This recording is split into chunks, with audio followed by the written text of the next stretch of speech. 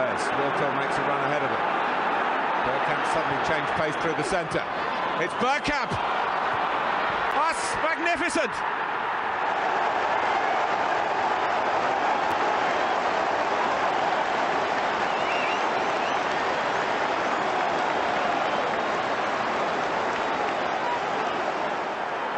The move, and then this, which left Dabby's ass totally stranded.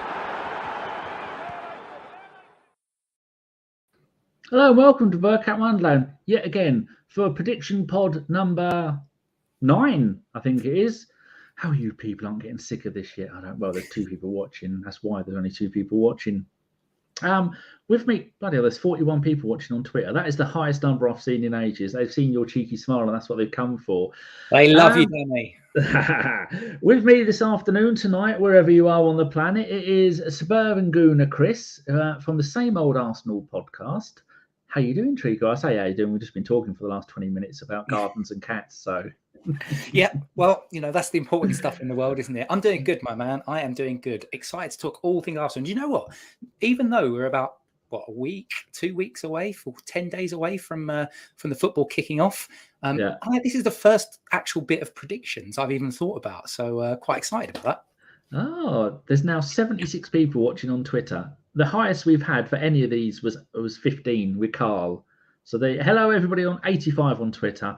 My God, they're breaking records. Hello to everybody on Twitter. You can't like, you can't subscribe, you can't do any of that lot. Hey? It's X. Come on, get the brand right. On X, Elon wouldn't forgive you. Lord Elon, bless him. I love how he winds people up. Yeah, I was going to just get all my friends like you and everyone else to just send me your predictions. I'll make a spreadsheet of it. And I thought, well, better than that. There's nothing on at the moment in the world of football. You've got the Emirates tomorrow. Most of our transfer dealings are done. Only waiting for some to leave. So I thought get people on, have a little bit of a chit chat. I said 10-minute shows. Carl's one was half an hour. I don't think we're going to be get this done in 10 minutes. And why should we get it done in 10 minutes? Just like old women, we can just talk about things because it's a great time to be an Arsenal fan. So tell people about that. You're the new owner, you, Amanda, and Cookie, and the new owners of Same Old Arsenal podcast, aren't you? Yes, we will get Craig back on. I will grab him on Kicking and Screaming. But yeah, we are doing post-match shows. I've just completed an 8-week series over the summer, which was 1 in, 1 out, 1 bangs, in which your good self was featured. It was very good. And, going through just, who do you think is going to be, who is a good signing you'd like to make? Who's one that you want to boot out the door, kicking and screaming? And then who do you think is going to bang next season? So yeah, some interesting stuff, but really excited to be on this show because obviously I followed this for years and years and years and I love this show. You've been on many, many times because in the world of podcasting and blogging, you are a bit of a legend. I know you probably won't see your fan. Oh, I'm not. But you're one of the most famous names. You've been on Twitter and all that lot in the Arsenal, in the Goonosphere, to coin the name of the podcast that was once brilliant. That we've now amalgamated some of them into ABW. It's you've always been there. Rory's got a new car in his pitch, and I'm trying to figure out what that is. Is that a BMW? I don't know. Yeah, it looks like it, doesn't it? What is it, Ronry? I've just been showing Chris Sean's new car on the driveway, Audi A3.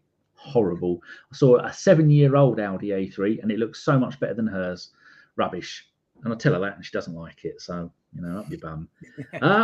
Phil says, Same Old Arsenal is a fine podcast, very professional outfit, unlike someone time him out. It is indeed an X5.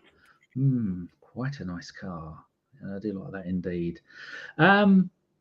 So I haven't spoken to you for us. We'll talk a little bit about the Arsenal as it is, as I have been tending to do. How do you feel about the transfers? And are you, me and Carl were talking about Raya, whether that's fake news. How do you feel? Because it's quite exciting, isn't it?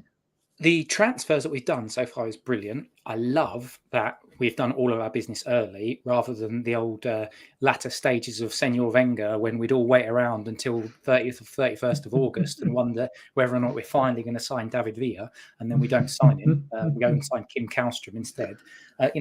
Those sort of halcyon days are long gone. I'm feeling good. I'm feeling good about this season, although I don't know about you if you feel the same. I've watched a couple of the friendlies and it still feels like the midfield needs a bit of work to it. So I do wonder if we need to temper our expectations this season. I won't ruin some of my prediction bits for later, but yeah, I do think that it's not going to be as easy at times as it was last season for us.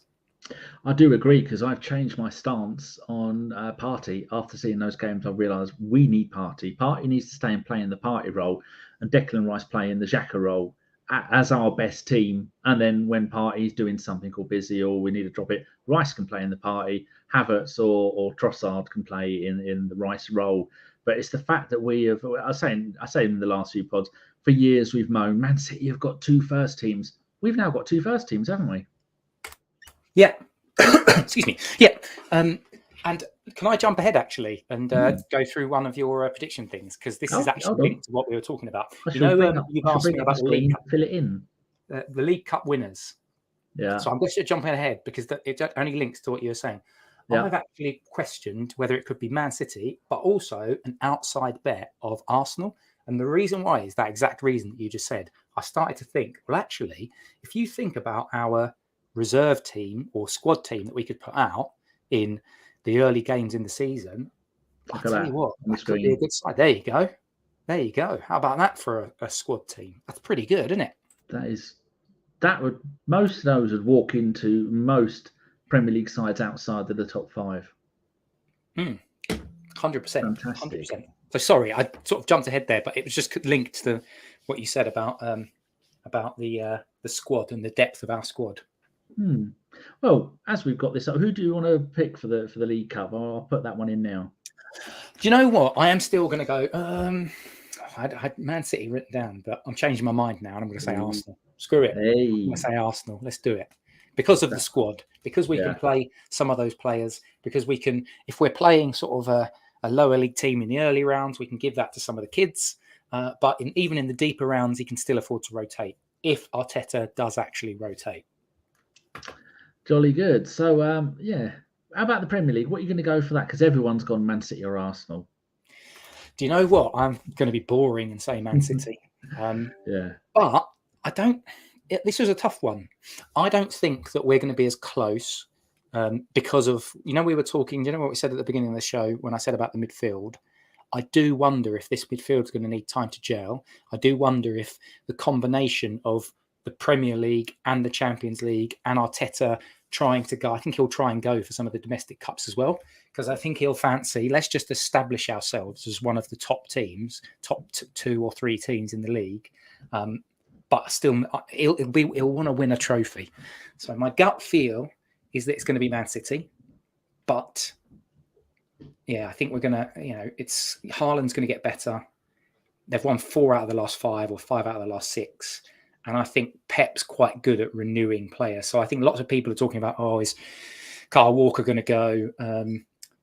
What's going to happen to Bernardo Silva? Although I think he's staying now. There's been a few question marks, but they're about to go and drop £100 million if they haven't already done it on another centre half. And I just think that Haaland will be even better as well. Whatever we want to do, they seem to be able to do easier and better. But the early transfer market stuff for us, I think, is going to be brilliant, because, like you were saying, it's good for ABW transfer deadline day, because you never knew what was going to happen. I mean, look at the one we bought Mertesacker. Didn't we get like 7 players on the transfer deadline day? Because that's after we got smashed by Man United. And we've always complained that our new transfers never got pre-season. They've all had the whole of pre-season. And it's coming together like the A team. It's coming together brilliantly. So where have you got Arsenal finishing in this season? I think I'm probably going to get some kicking in the chats, but I've got us in at 3rd. And the reason why I've got us in at 3rd is, just like a hybrid squad. The reason I've got us in at 3rd is I think that's going to be different. It's going to be difficult for us to compete on all 4 fronts. And I think it's going to be a really big challenge for Arteta doing squad rotation juggling, because 2 years ago when we finished 5th and just missed out on top 4, the question mark was, the questions were because of the lack of quality that we had in our squad. So we improved the squad last summer and we got better, and ultimately we went for a title run, and that was brilliant. But we got knocked out of cups earlier on. I think that kind of suited Arteta. And again, we didn't have the squad big enough for a proper title tilt, because we just ran out of steam with injuries. I think we've got the squad that's big enough now, but I think the challenge is going to be with Arteta is how am I going to maintain that kind of success from a consistency in the league, in the cups. And as I said, I do wonder if he'll take the cups a little bit more seriously this year than I think he did last year. Yeah, I see what you're saying. Two other people, Mark from the Mark Gunner Runner, if people are not sure who that is, he said third, and Seb, the Aston Villa fan, also said third. And so that's three of you on there. How about Arsenal's top goal scorer at all competitions? What are you going with that? I am going to go with Gabriel Martinelli. And the reason why I've done that is because, like, I see a lot of people have said Saka, and Saka is brilliant, but I think Martinelli is more of a natural kind of poacher finisher than Saka. Yeah. I think Saka is an all-rounder. He's fantastic. He's a great finisher. He's great at beating his man. He comes up with assists. But I just wonder if Martinelli is going to be a little bit more ruthless. I think both Saka and Martinelli are going to improve this season, but I think Martinelli will improve on his ruthlessness, providing that he stays fit, because he was just towards the end of last season, he picked up a knock, and season before he's had a little bit of injury problems. So every year he's tended to have, even if it's just a little knock that's kept him out of a few games, if he can stay fit for the whole season, I think he might be the one to bang this season. Oh, using your very own phrase from your show. Very good.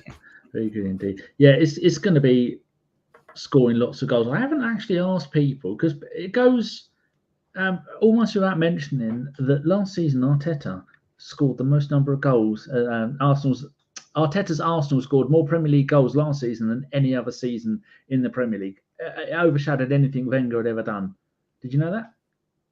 No, I didn't. I knew that we'd scored a shed load of goals and more than in many, many years, but I didn't realise it was more than any before.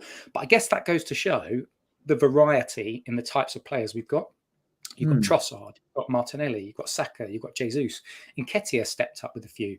You know, we've got Kai Havertz now, who should be expected to bang goals, but also from midfield, Martin Odegaard. Do you remember 3 seasons ago when we had a midfield of like Ceballos and Xhaka and Partey, and I think between the three of them, we had like 1 goal in the entire season from midfield.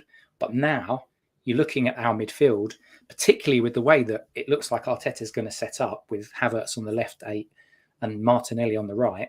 Odegaard on the right. We're going to be banging a fair few goals in. 88 goals last night in the Premier League. The most before that was the season after the Invincibles, where we got 87. And then the 02-03, we got 85. And so he beat it by 1 goal. And considering we fell apart for the last 5 or 6 games of the season, that is an amazing achievement. Can I ask you a quick question, Danny? Do you expect us to beat that goal tally from last season? Or do you think that's going to be tough? I'm not sure we're going to beat it, but the goals will be more spread around for when we need them, because we had quite a few games near the end where we weren't scoring goals, and we stat padded against, was it Wolves last game of the season, scoring 5 goals. But sometimes it's, like you always look at it and you go, if we could have taken 2 goals from that game and then given to that game where we needed goals. I don't think we're going to have as many times next season where we're going to go, look, we scored 1 here and none there and 0 there and 1 there, when if we'd have only scored 1 more goal in that game, we'd have got a point, or 1 there and we'd have got the 3 points. I think the goals are going to be maybe beat it, but we don't need to beat it. We just need to make sure that they're more even with the number of goals we get per game. Yeah, definitely. I think we'll get. If Jesus to miss 3 months was massive for us. Yeah, I think a lot of people as well don't. They really haven't sort of pulled out that as an important stat. Really, he missed a third of the season. That's a huge thing for a footballer to miss a third of the season, because you've not just got the fact he's injured. You've also got the recovery time as well. So really, you could probably say even more than a third of the season. You could say that best part of probably half of his season was impacted. Yeah. And I think he's still got, 10, 11 goals? 11. So imagine if he can stay fit, that's a big caveat, then it could be something that maybe Gabriel Jesus himself could be that guy that's the top goal scorer. There's Ryan. Ryan, send me a DM about when you're free, and I'll get you to come on and do one of the predictions as well. Yes, next one need for you. Where's Spurs going to finish? I mean, you can see in the list there's been some right cheeky predictions there, but it's hilarious. No one thinks they're going to do anything. I mean, out of all these people, only the highest that we think Spurs is going to finish is 7th. I thought I was being cheeky at 8th. So what are you going for? Yeah, do you know what? I've written 7th as well. Yeah. So let me show you my workings here. Teams that have a better squad than Tottenham: Arsenal, Man City, Liverpool, Chelsea, Newcastle, Man United. Newcastle, perhaps. So the 7th team out of that is Tottenham. So the only caveat I'd put in that, though, is that we don't know what's going to happen with Harry Kane. And if Harry Kane exits Tottenham, then they lose 30 goals. And I don't know where they're not in a position. It's not like they can say, we've got Champions League football, we've just competed for the league, let's go out and see if we can intrigue a Kylian Mbappe or something like that. Because why on earth would he want to join a team that's just finished, what were they, 7th, 8th last season? It just wouldn't. It's just not. So I don't know where they would be able to pull a rabbit out of a hat and find a 30-goal-a-season striker if Kane goes. And if Kane goes, then you have to question whether or not even 7th or 8th is realistic. And I pray that he does go, and I pray that I am just being a little bit pessimistic from an Arsenal fan perspective in expecting them to finish 7th. Maybe we can get a lovely little mid-tabler for them. That would make me smile a hell of a lot. So I saw a really good someone comparing the Harry Kane stuff. Well, I'm going to go and find that FA Cup winner. What's your thoughts about that? So I've got a few rose-tinted bits that we're going to come to now, and this is my next rose-tinted bit, which is Arsenal. Yeah. We love this competition. We own this competition. We have run this competition for many a year. We've won it the most times. We've won it more than any other team by a country mile. Arteta's won it. I think he's going to have the taste of it in his mouth this year, because I think he probably knows that this year for us, if we want to be like the Man Cities and the Liverpools of recent years, we're building up to it. And I think we were ahead of schedule last season. This season for me is a consolidate ourselves as hopefully a team that can compete at the top and then win a trophy. And I changed my mind on the League Cup winners and said, sod it, Arsenal. But I'm not changing. I'm not doing any deviation on this one. I've got a feeling with our squad, with the rotation options that you put up as well, I think we've got a good shout for the FA Cup as well. Nice league and cup double would be nice. It has a nice ring to it, doesn't it? It's something that we can look forward to. And here we go. I found the someone's edited last season's one, so I'm going to go here and then get this one up and add a couple of little pictures in so we can have a laugh at Spurs and Harry Kane. So there was one that's been floating around for ages, and someone's been kind enough to go and update it. Now, which one's this? There you go. That's the famous old one of Harry Kane, age 22, Harry Kane, age 30. But now they've updated it to, hold on, it's gone back a year, 29, however old he is. And they've added Audi Cup, which was the last one meme, and now this one's got the Tiger Cup written under it. Point of the Tiger Cup is Richarlison scored a hat-trick, didn't he? And so I think you were asking who's going to score the goals. I think Spurs fans believe that it's going to be Richarlison that's going to score the goals because he's got a hat-trick in the Tiger Cup final against some Southeast Asian team that no one's ever heard of. It's hilarious. That is an interesting one. If Richarlison is the guy that is going to replace Harry Kane as that focal point in the centre forward, then I would love to.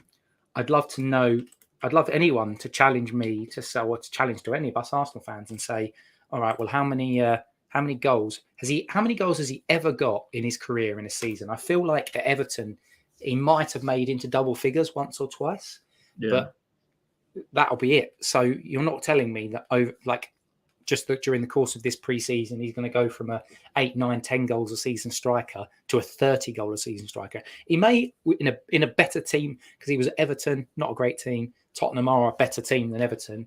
He may score, 12, 13, 14, 15, but that's still 15 goals less than Harry Kane will score in a season. And so for me, that's when, if Harry Kane walks out that door and is off to Germany, then my Spurs position finishing will look quite generous to them. Quite because optimistic. I think, He scored 1 goal in 27 for Spurs in the Premier League last season. Remember, he celebrated 3 goals, but 2 were disallowed. So he only scored 1. He's best for Everton. I didn't realise he's there for 4 seasons. 13, 13, 7 and 10 in the Premier League. But I think some of those, they were hat-tricks against rubbish teams. Did quite well against us a couple of times, didn't he? Yeah. But 20 and 44 for Brazil, that might give them a bit of hope. But that's more than enough talking about those scumbags, because I don't want to talk about them anymore. Let's get back to this. Champions League winner. What's your thoughts on that? This was really hard. I have to admit, I found this really difficult because I don't want to say Man City, but I don't see anyone else, because I think they absolutely dismantled Real Madrid. I think Barcelona are a decent team, but I know you can't read too much into the friendlies, and we've obviously just beaten them 5-3. But I feel like Barcelona they're not the same sort of side that we used to fear all of those years ago. Real Madrid, I don't know.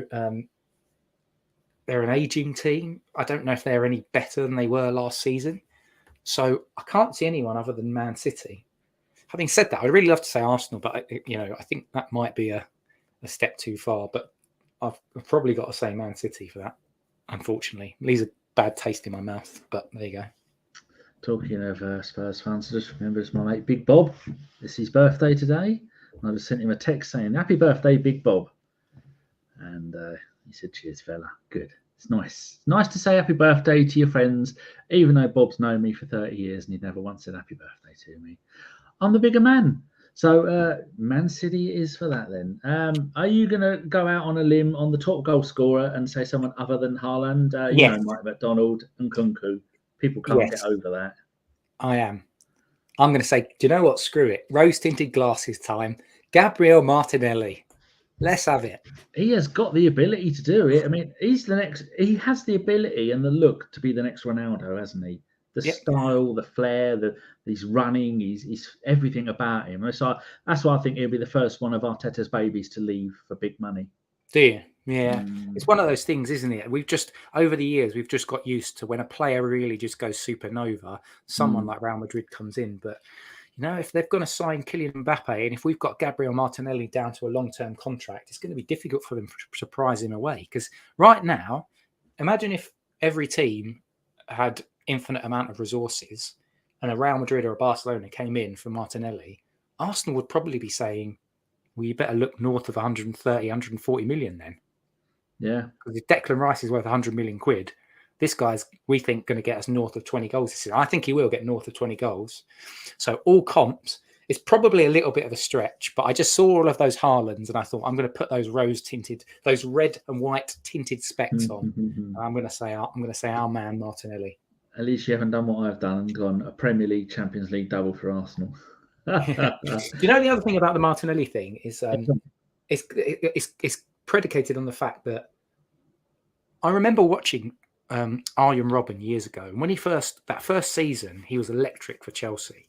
And the second season, he was still good, but he wasn't as amazing. And it felt like he got found out. So I guess I'm trying to make a case for it not being Haaland. Maybe he gets found out. Maybe teams start to realise and he gets tracked a little bit closer. Maybe he gets the Arjen Robben treatment. Is Mo Salah going to get any better? Is he going to bag any more goals this season for Liverpool from a wide position? Don't know. He's a year older, so hopefully not. And then if Harry Kane's buggered off to Bayern Munich, then it's all there for Martinelli to bag 30 goals and take it. Wonderful. That is so exciting. Do you have any thoughts on the Championship winner with so many big teams being down there this season? Most people are going Southampton, Leicester, Middlesbrough, one of those. What are you going to go for? Yeah, I'm going to be boring. I think Leicester have lost a few of their linchpins, so I don't think it'd be Leicester for me. Leeds was the other one that I thought about, but they seem to be in a bit of a turmoil at the moment. So by process of elimination, they've got a young squad, Southampton. That's what I've gone for, Southampton. By process of elimination, it's a young team. It's a team, I think they've kept a lot of their players together. They'll probably lose Ward-Prowse. Sounds like West Ham are sniffing around him. They'll probably lose Lavia, but the rest of the players they might keep. And has that year you're in the Premier League, those young players, it might have improved them, and it might have given them a little bit more of the older mental fortitude to be able to stick it out. It's a grueling old league, isn't it? Like, it's literally it feels like you're playing every day. If you're It is a 46 game season. Yeah. And it is every midweek weekend, and I think they do get international breaks off, but as League One and League Two don't get them off. First manager to be sacked. What are you going with? David Moyes. I think the only reason why he hasn't been fired already is because of the Europa Conference League. And the West Ham fans, like my brother I've got a whole chunk of my family that West Ham fans. My brother's a West Ham fan. The football that wasn't inspiring them. They were down there towards the bottom of the league for a long period of time. They spent a lot of money. They had good players like Scamacca on paper was a good player. You've got Paqueta, or Paqueta, as they call him in Brazil, who is a great player, and I think he's underperformed, and they've just lost their captain Declan Rice to the world's greatest football team. Indeed. So I think he's going to struggle, and they're not able to pick up. I mean, it's so ironic that they took 100 million quid off of us, and now they can't spend it because everyone keeps either gazumping them or telling them, well, we know you've got 100 million quid, so how about we take a big chunk of that? It is indeed. Right, that's us done. Some interesting picks there. I think the one that stands out for me is your Martinelli thoughts and Arsenal finishing third. Obviously, you hope you're wrong and Arsenal will win absolutely everything. Yeah, of course. But I will be doing a show at the end of the season with the winners of the Prediction League and then the ones who have made the worst decisions of the Prediction League. They will be publicly shamed. They will all be in one of those things that you throw cabbages at. The stocks. You'll all be put up in stock. I say you all. Wasn't in implying it's going to be you, but yeah. Right, that's us done. Tell people where they can find you on Twitter and about your podcast before we go. Sorry, Elon. X. They can find me on X. You can send me X's at Suburban Gooner. Also write every day at www.suburbangooners.com. Easy for me to say.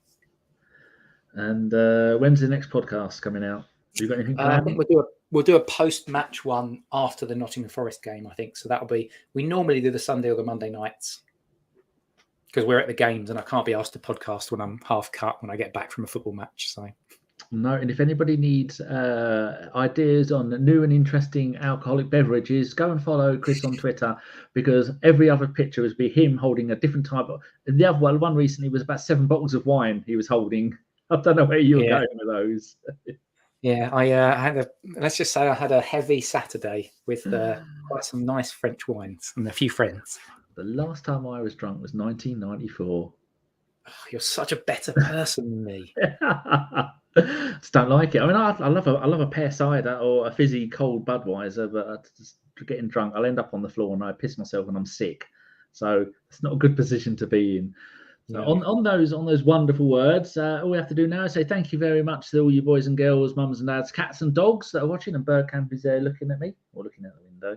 And the next one up is going to be, I'm going to scroll down and see, it is the legendary LL Cool James is going to be joining us at 9 o'clock for his predictions and any hair tips because he has the finest mane in the world of Arsenal. Thank you very much, Chris. It's been an absolute joy speaking to you as it always is. Thank you, Captain. And we will see you at 9 o'clock. All we have to do now is press the outro button. Goodbye. As soon as I scored that goal, I was fucking livid. Get down, dog. Splendid business. You nearly caught the bloody thing. What are you talking about? So I was just eating a full quiche. Well, you don't often see them at it. So when you see them in the supermarket, they need to be swagged, microwaved immediately and get the brown sauce on and bosh, Bob's your uncle. Never in.